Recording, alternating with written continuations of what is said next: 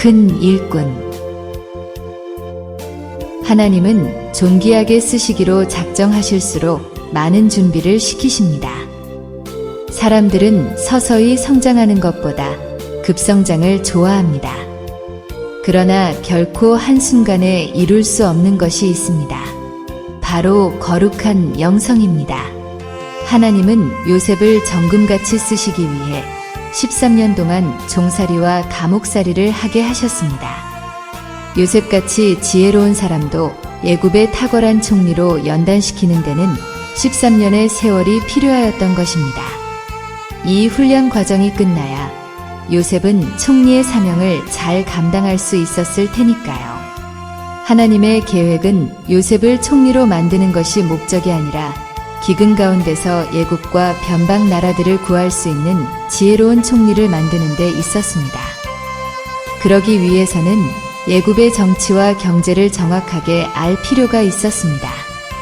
그리고 이스라엘 민족을 애굽으로 옮기기 위한 계획을 완성할 전투병이 필요했었는데 그 적격자가 바로 요셉이었습니다. 고난 당시의 요셉은 참으로 비참한 환경 가운데 살아가고 있었습니다. 어린 나이에 형들의 쓰라린 배신도 맛보았고 좋은 환경에서 갑자기 종으로 전락하는 신세도 맛보았습니다.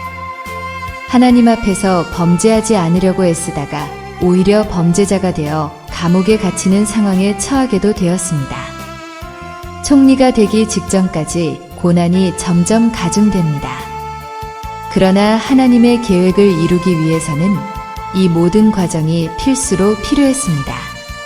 또 한 사람, 모세를 훈련하기 위해서는 광야에서 40년을 보내게 하셨습니다.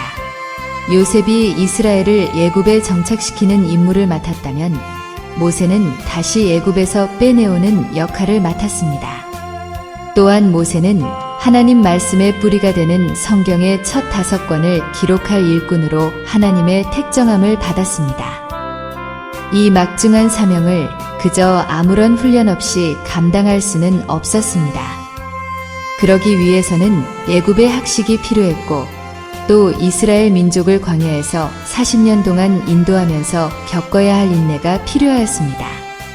모세는 생을 정확히 3등분하여서 전반 3분의 1은 성경 기록을 위한 학식을 쌓는 시간으로 중반 3분의 1은 이스라엘을 인도하기 위한 인내와 연단으로 후반기 3분의 1은 이스라엘을 인도하면서 성경을 기록하는 일로 생을 마감하였습니다. 이토록 큰 사명을 감당한 사람은 인류 중에 없었습니다. 요셉은 13년의 연단 기간으로 충분했지만 모세는 80년이라는 긴 훈련이 필요했던 것입니다. 여호수아를 쓰시기 위해서도 하나님은 모세의 시종으로 40년을 배우게 하셨습니다. 모세의 모든 것을 직접 목도하고 체험하면서 40년 동안 동고동락한 여호수아는 드디어 가나안 땅으로 이스라엘을 인도하는 대업을 완수하게 됩니다. 다윗은 이스라엘의 성군으로 역사에 길이 남을 만한 위대한 왕이었습니다. 그러나 다윗도 얼마나 많은 역경과 연단을 통과했는지 모릅니다. 날마다 사선에서 살얼음판 같은 삶을 살았습니다. 사울에게 쫓기면서 혹은 전쟁터에서 왕이 되기 직전까지 수많은 위험을 겪으면서 하나님을 의지하지 않으면 하루도 살아갈 수 없는 존재로 훈련받았습니다. 그 결과 다윗은 왕이 된 후에도 하나님으로부터 멀어지지 않고 일생을 마치게 되었던 것입니다. 반면에 사울이나 솔로몬은 이런 연단이 없이 왕위를 차지한 사람들이었습니다. 그러나 그들의 말년은 초라하게 끝을 맺은 것을 우리는 알고 있습니다. 하나님은 존귀하게 쓰시기로 작정하실수록 거룩한 삶을 위해 많은 준비를 시키십니다. 이런 원리는 오늘날에도 똑같이 적용됩니다. 오늘날에는 사회 구조가 복잡하고 다양해져서 우리의 쓰임새가 달라졌을 뿐입니다. 그때 요셉과 모세와 다윗을 인도하시던 그 하나님이 오늘날 우리의 아버지가 되셔서 같은 방법으로 우리를 인도하십니다. 인생에서는 고난과 연단이 없을 수 없습니다. 임종 때까지 끝없이 우리는 훈련을 받으면서 살아가게 됩니다. 그것이 인생이고 고난과 연단이 없어지면 인간은 짐승화가 되어 갑니다. 어찌 보면 인간을 인간답게 유지해 나가는 것은 바로 연단이라고 할 수 있을 것입니다. 특히 신앙이 있는 사람으로서 고난의 과정이 길다면 그는 반드시 크게 쓰임 받을 그릇으로 생각해도 틀림이 없을 것입니다. 하나님은 쓸데없는 낭비를 하시지 않는 분이기 때문입니다. 그러나 고난도 종류가 있음을 우리는 간과해서는 안 됩니다. 하나는 그야말로 연단이요, 다른 하나는 죄로 인해서 받는 벌이 있음을 알아야 합니다.